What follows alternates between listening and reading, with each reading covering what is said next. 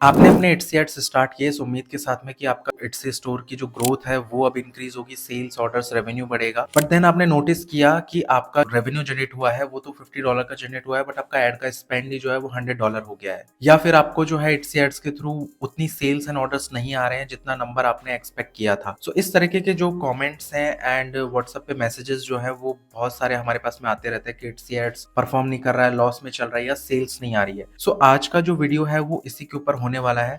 मैं आपको इस वीडियो में ये भी दिखाऊंगा आगे चल करके कि कैसे हमने एक शॉप को जो है एड्स एड्स के थ्रू प्रॉफिटेबल बनाया और हम उस शॉप के अंदर अभी कितना रेवेन्यू जो है एक मंथ के अंदर जनरेट कर रहे हैं, और एड्स एड्स के बारे में हम पूरा इस वीडियो में डिटेल में जानने वाले हैं। Hi, my name is Ankit and I have worked at etsy.com for almost like 4 years and currently we are helping people like you grow faster on Etsy। सबसे पहले हमें यहाँ पे ये समझना पड़ेगा कि Etsy एड्स चलाने से जो है ऑर्डर्स नहीं आते हैं। अगर आप Etsy एड्स को प्रॉपरली रन नहीं कर रहे हो, और Etsy में तो ऐसा है कि आपका पहले ऑर्गेनिक एसईओ जो है वो स्ट्रांग होना चाहिए, पहले जो फाउंडेशन है वो स्ट्रांग होनी चाहिए। ये नहीं कि आपने ऐड रन किया और अब आप इमेजिन कर रहे हैं या फिर आप अब होप कर रहे हैं कि अब मैंने ऐड रन कर दिया है तो अब तो जो है सब कुछ सही होने वाला है और मेरे को जो है बहुत ज़्यादा अब ऐड मेरा प्रॉफिटेबल रहेगा और मुझे ऑर्डर आने वाले हैं।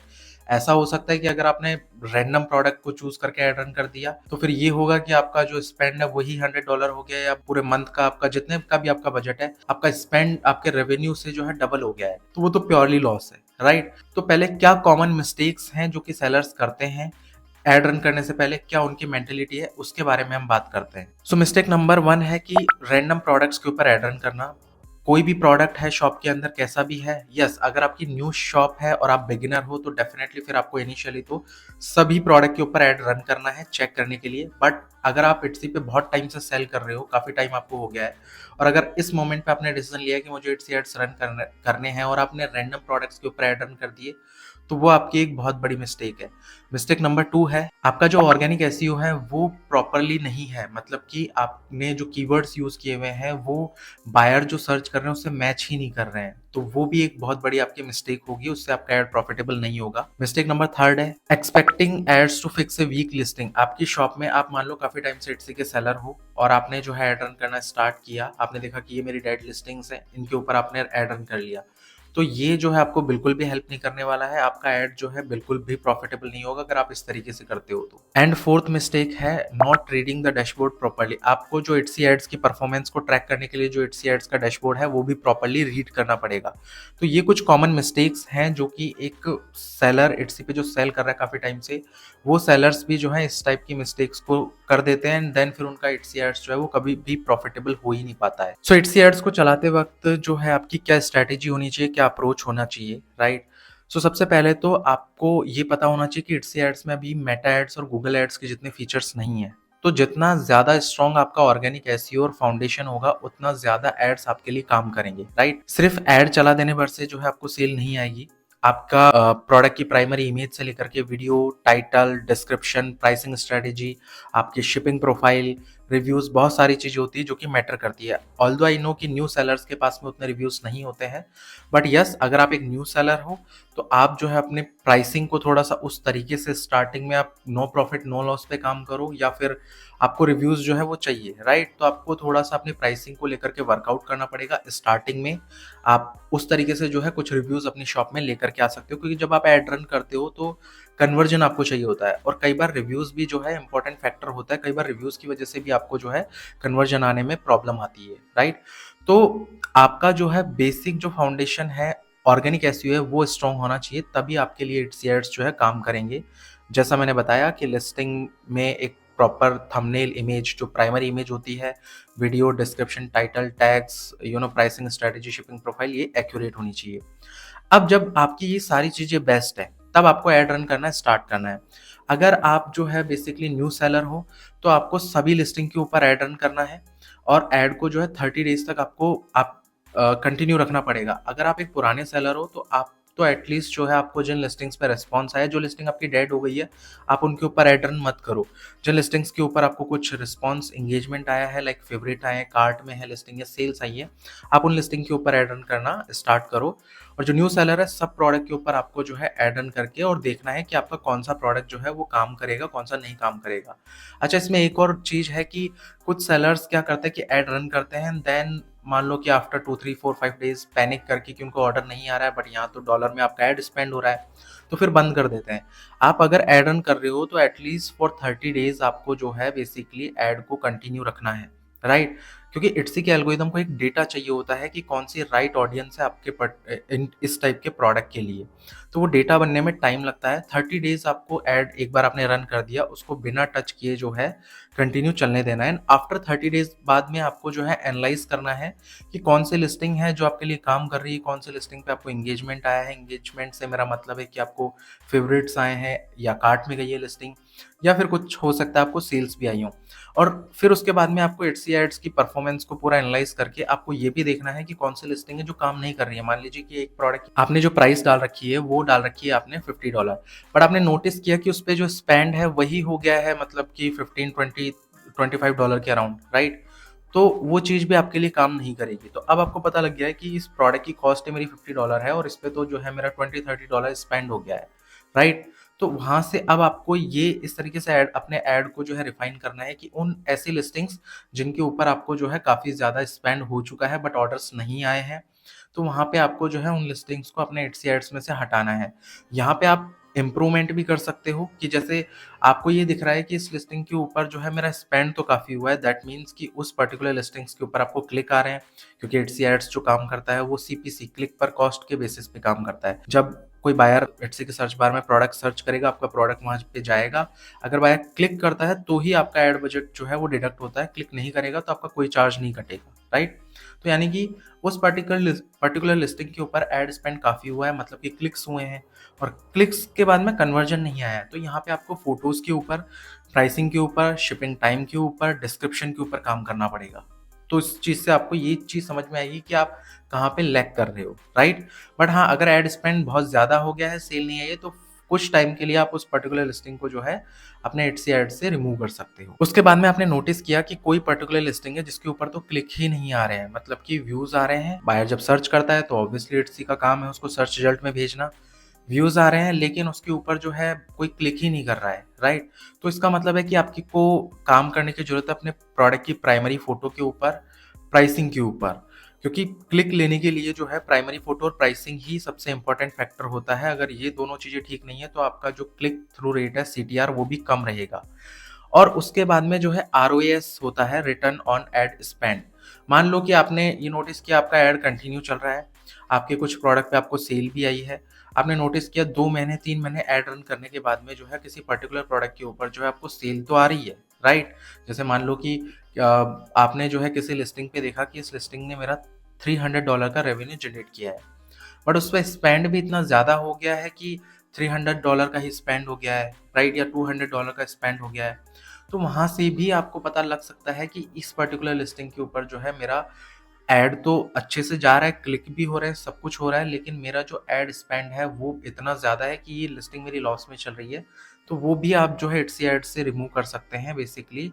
तो इस तरीके से आपको एड को थोड़ा रिफाइन करना पड़ेगा। सी एड्सी एड्स को जब प्रॉफिटेबल बनाने की बात होती है तो ये इट्स नॉट लाइक कि फ्रॉम द डे वन आप उसको प्रॉफिटेबल बना सकते हो, ठीक है? आपको ओवर द टाइम जो है काम करते रहना पड़ेगा और तब जाकर के आपके एड्सी एड्स जो है वो प्रॉफिटेबल बनेंगे। कई बार क्या होता है कि आपने बहुत अच्छे तरीके से काम करा है, ऑर्गेनिक जो आपका एसईओ है वो बहुत स्ट्रांग है, तो वहाँ पे आपको ऐड को प्रॉफिटेबल बनाने में बहुत ज़्यादा मेहनत नहीं मतलब लगेगी उसके अंदर।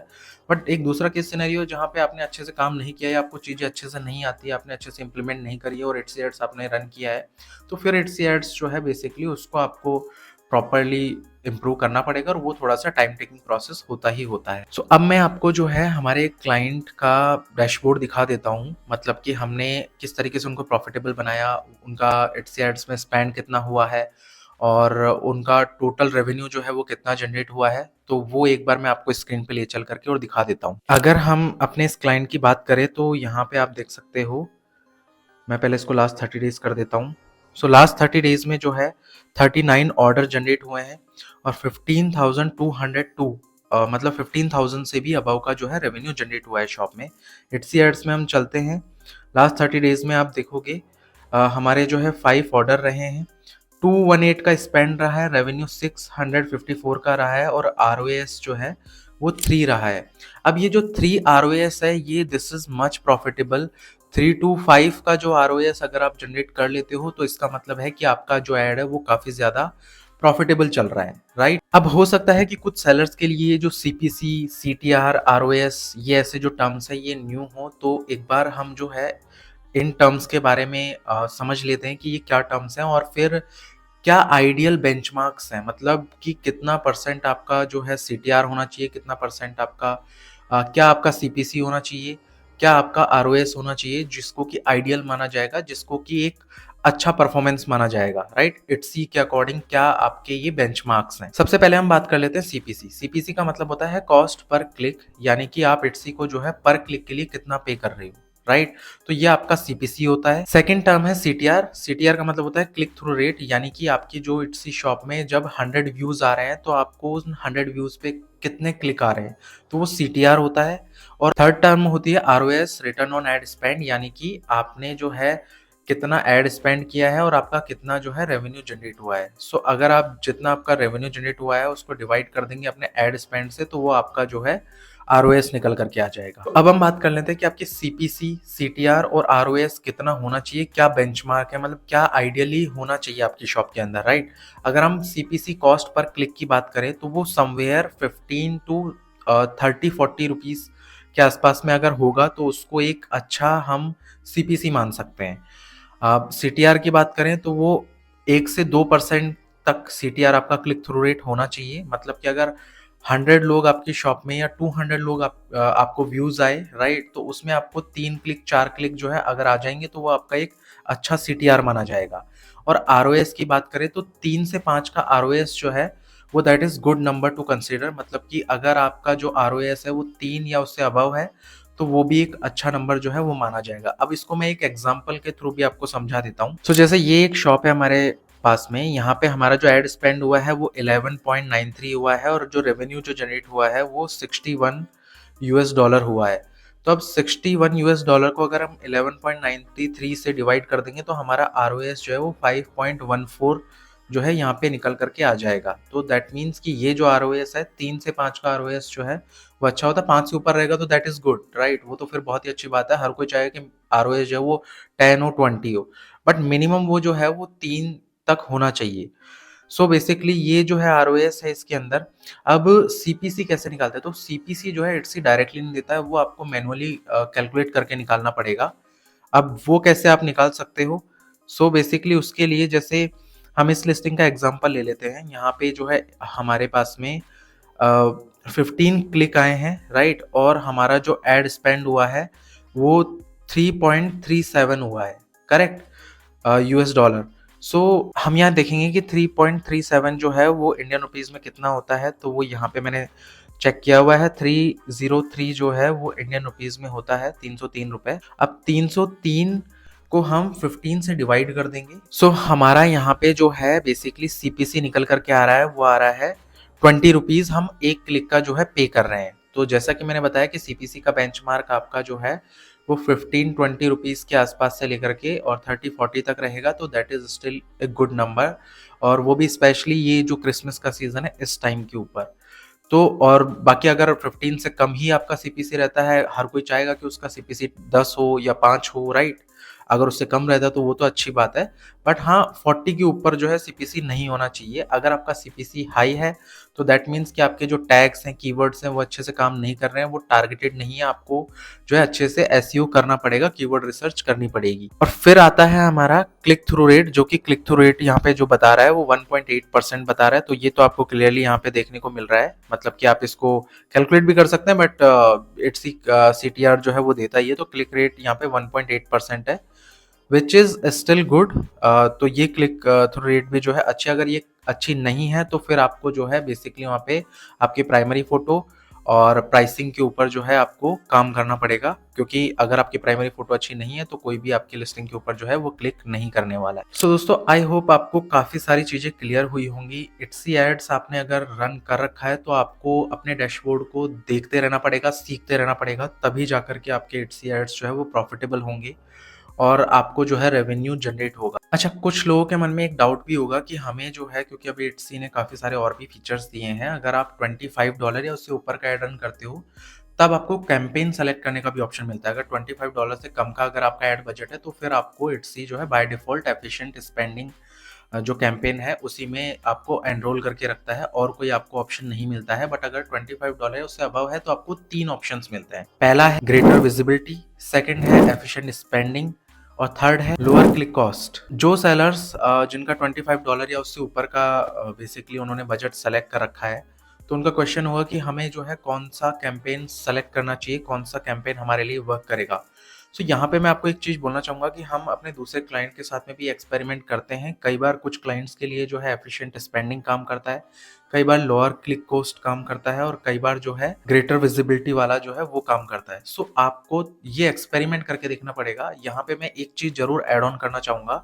मैं तीनों को आपको थोड़ा-सा ना एक्सप्लेन कर देता हूँ बहुत ही समराइज़्ड वे में। अगर आप लोअर क्लिक कॉस्ट चूज़ करते हैं तो आपका ऐड जो है वो बहुत ही कम बायर्स को दिखाया जाएगा। वहाँ पे आपका ना बेसिकली कॉम्पिटिशन जहाँ पे कम होगा वहाँ पे आपका ऐड दिखेगा। तो उससे आपका क्या होगा कि आपका जो बिडिंग है वो भी कम रहेगी, मतलब पर क्लिक जो है आपका वो भी कम रहेगा। बट फिर उससे वही होगा कि कम ऑर्डर होंगे। एफिशिएंट स्पेंडिंग में क्या होता है, जो बायर्स मतलब कि आपकी शॉप से परचेज़ करेंगे, इट्स की ने जो डेटा कलेक्ट किया है, तो इट्स सिर्फ़ उन्हीं बायर्स को आपका ऐड दिखाएगा जो कि आपके शॉप से मोस्ट लाइकली टू परचेज़, यानी कि बहुत ज़्यादा चांस है जिन बायर्स के परचेज़ करने के, तो इट्स थोड़ा उन्हीं बायर को जो है आपके ऐड दिखाएगा। बहुत ज़्यादा न्यू ऑडियंस को जो है अप्रोच नहीं करेगा। तो वहाँ पे आपका स्पेंड भी एफिशिएंट होगा और ऑर्डर भी जो है बेसिकली उसी हिसाब से आपके आएँगे। और थर्ड है ग्रेटर विजिबिलिटी। अगर आप ये चूज़ करते हो तो मेक श्योर कि आपका बजट भी होना चाहिए अच्छा खासा, इसमें रिस्क भी इन्वॉल्व है और जितना ज़्यादा रिस्क इन्वॉल्व है तो रिवॉर्ड भी उतना ज़्यादा आपको मिल सकता है। मतलब आपका ऐड जो है वो बहुत ज़्यादा लोगों को दिखेगा, बहुत ज़्यादा न्यू ऑडियंस के पास पास जो है इट्स आपके प्रोडक्ट को दिखाएगा। एंड वहाँ से ये है कि रिस्क भी ज़्यादा इन्वॉल्व है। मान लो कि जो नई ऑडियंस के पास अभी इट्स आ रहा है आपका प्रोडक्ट लेकर के, तो हो सकता है कि वो आपके प्रोडक्ट में इंटरेस्ट ले ना ले, तो आपका क्लिक पर कॉस्ट भी हाई रहेगा, आपका ऐड भी बहुत ज़्यादा लोगों को दिखेगा। अब यहाँ से चांस है कि आपको ज़्यादा ऑर्डर भी आ सकते हैं, बट गारंटी नहीं है। तो जो मैं रिकमेंड करता हूँ, अगर आपके पास में कम बजट है तो आप एफिशिएंट स्पेंडिंग को ही लेकर के चलें, उसी कैंपेन को सेलेक्ट करें अपने प्रोडक्ट के लिए। अगर आपका ऐड बजट जो है बहुत ही कम है तो फिर आप जो है थोड़ा सेफ प्ले कर सकते हैं। वैसे तो बाय डिफ़ॉल्ट तो एफिशिएंट स्पेंडिंग ही रहता है। अगर आपका $25 है उससे कम का बजट, तो आप चूज़ नहीं कर सकते हो, इट्स खुद ही एफिशिएंट स्पेंडिंग करके देता है। बट जिन सेलर्स को जो है कि मेरे को $30-35 का $40 का एड रन हो रहा है और उनको ऐसा लग रहा है कि उन्होंने सब कुछ कर लिया है बट उनका आरओएस जो है वो इम्प्रूव नहीं हो रहा है, तो फिर वो जो है बेसिकली लोअर क्लिक कॉस्ट को जो है वो चूज़ कर सकते हैं। सो ये सारी स्ट्रैटेजी जो है मैंने आपको जो एक्सप्लेन करी है, आप अपनी शॉप के हिसाब से देखो कि आपको कौन-सी स्ट्रैटेजी इम्प्लीमेंट करनी है और आपके लिए क्या काम कर रहा है। आई होप आपको वीडियो पसंद आया होगा और अगर आप हमारे साथ में जुड़ कर के काम करना चाहते हैं, अगर आप चाहते हैं कि हम आपको हेल्प करें अपनी आपकी शॉप को जो है ग्रो करने में, तो आपको डिस्क्रिप्शन में व्हाट्सएप नंबर मिल जाएगा, आप व्हाट्सएप कर सकते हैं। My team will get in touch with you. और वीडियो अगर पसंद आए तो आप लाइक करें। अगर आपको इस तरीके का कंटेंट पसंद आ रहा है तो आप चैनल को सब्सक्राइब भी करें, क्योंकि काफ़ी सारे लोग वीडियो देखते हैं बट सब्सक्राइब नहीं करते हैं। तो मेक श्योर कि आप सब्सक्राइब कर लें, क्योंकि मैं मेक श्योर करूँगा कि इसी तरीके का वैल्यूएबल कंटेंट जो है वो आपके सामने लाता रहूँ। एंड आपकी कोई क्वेरी है तो आप कमेंट करें, मैं ट्राई करूँगा कि मैं आपकी हर क्वेरी का जो भी आंसर है वो मैं आपको कमेंट सेक्शन में दूँ। मिलते हैं नेक्स्ट वीडियो में।